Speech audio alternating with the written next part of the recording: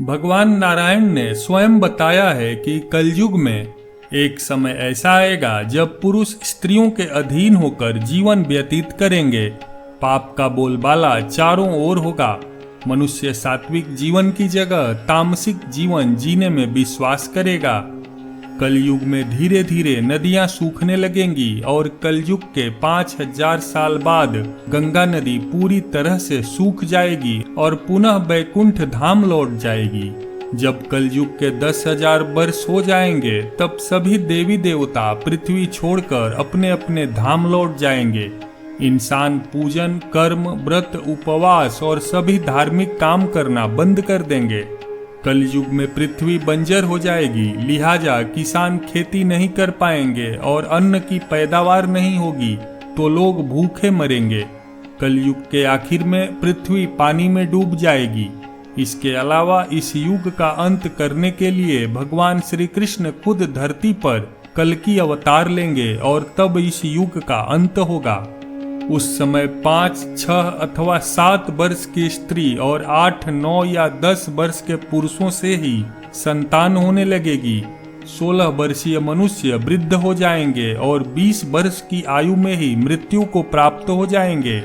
लोग मछली मांस ही खाएंगे और भेड़ बकरियों का दूध पिएंगे। गाय तो दिखना भी बंद हो जाएगी, होगी भी तो बकरी के समान, और वो दूध देना भी बंद कर देगी। पेड़ों पर फल नहीं लगेंगे और धीरे धीरे ये सारी चीजें धरती से विलुप्त हो जाएंगी। स्त्रियां कठोर स्वभाव की और कड़वा बोलने वाली होंगी। वह पति की आज्ञा नहीं मानेंगी तथा पर्दे के भीतर भी नहीं रहेंगी। जिसके पास धन होगा उसी के पास स्त्रियां रहेंगी। मनुष्य का व्यवहार गधों जैसा केवल गृहस्थी का भार उठाने वाला रह जाएगा। लोग विषय भोग में लिप्त रहेंगे। धर्म कर्म का लोप हो जाएगा। जैसे जैसे कलयुग आगे बढ़ता जाएगा, स्त्री और पुरुष बिना विवाह के ही पति पत्नी की तरह एक साथ रहने लगेंगे। लोकलाज पूरी तरह से समाप्त हो जाएगा। कलयुग में विवाह को धर्म नहीं माना जाएगा। शिष्य गुरु के अधीन नहीं रहेंगे। पुत्र भी अपने धर्म का पालन नहीं करेंगे। अतिथि सत्कार भी समाप्त हो जाएगा। जो बलवान होगा वही कलयुग में सबका स्वामी होगा। मनुष्य जप रहित नास्तिक व चोर बन जाएगा। सब एक दूसरे को लूटने में लगे रहेंगे। लोग ऋण चुकाए बिना ही हड़प लेंगे।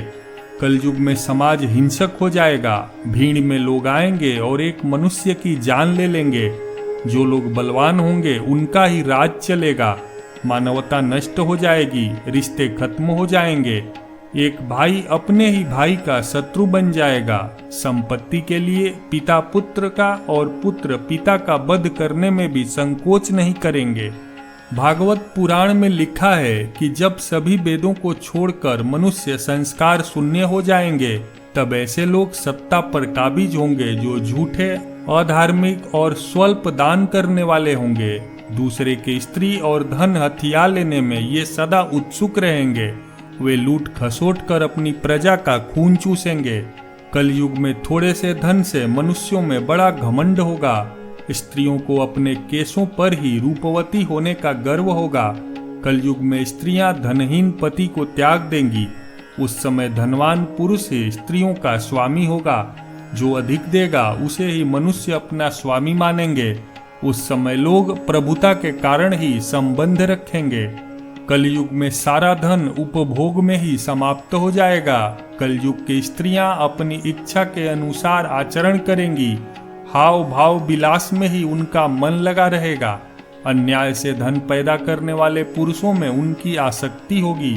कलयुग की प्रजा बाढ़ और सूखे के भय से व्याकुल रहेगी। सबके नेत्र आकाश की ओर लगे रहेंगे। हर जगह अति होगी। कहीं वर्षा होगी तो खूब होगी, कहीं सूखा पड़ेगा तो भयंकर। सब लोग हमेशा किसी न किसी कलेशों से घिरे रहेंगे। कलयुग आने पर राजा प्रजा की रक्षा न करके बल्कि कर के बहाने प्रजा के ही धन का अपहरण करेंगे। अधम मनुष्य संस्कार होते हुए भी पाखंड का सहारा लेकर लोगों को ठगने का काम करेंगे। उस समय पाखंड की अधिकता और अधर्म की वृद्धि होने से लोगों की आयु कम होती चली जाएगी। श्रीमद् भागवत के 12 स्कंद में कलयुग के धर्म के अंतर्गत श्री सुखदेव जी परीक्षित जी से कहते हैं, ज्यों ज्यों घोर कलयुग आता जाएगा त्यों त्यों उत्तरोत्तर धर्म, सत्य, पवित्रता, क्षमा, दया, आयु, बल और स्मरण शक्ति का लोप होता जाएगा। कलयुग के अंत के समय बड़े बड़े भयंकर युद्ध होंगे, भारी वर्षा, प्रचंड आंधी और जोरों की गर्मी पड़ेगी। लोग दूसरे की खेती काट लेंगे, कपड़े चुरा लेंगे, पानी पीने का सामान और खाने का सामान तक चुरा ले जाएंगे। चोर अपने ही जैसे चोरों की संपत्ति चुराने लगेंगे, हत्यारों की भी हत्या होने लगेगी। पुराणों के अनुसार भगवान विष्णु के 10वें अवतार भगवान कल्कि का जन्म होगा, तो भगवान विष्णु के अवतार भगवान कल्कि समस्त संसार से मात्र 3 दिनों में ही पापियों का सर्वनाश करके पुनः धर्म की स्थापना करेंगे।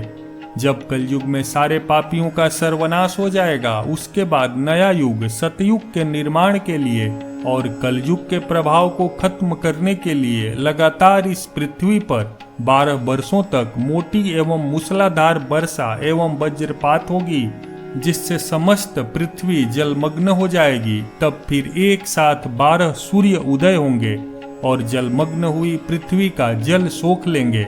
तब फिर इस पृथ्वी पर नई भूमि और नए युग का निर्माण होगा, जो सतयुग के नाम से जाना जाएगा। तब इस संसार में फिर से जीवन यापन संभव होगा।